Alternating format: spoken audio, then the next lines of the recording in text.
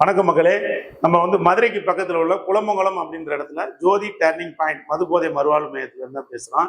இன்னைக்கு இந்த மையத்தில் நிறைய பேர் சேர்ந்து நல்லபடியாக சிகிச்சை பெற்று பலன் நடத்திக்கிட்டு இருக்காங்க.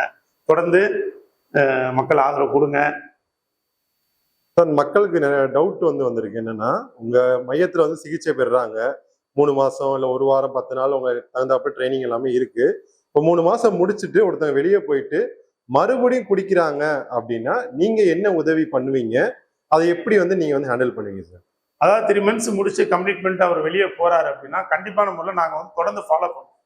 நாங்கள் ஃபாலோவிலே இருப்போம். அவருக்கு வெளியே ஆல்கஹாலிக்ஸ் அனானிமஸ் ஒரு மீட்டிங் இருக்கு.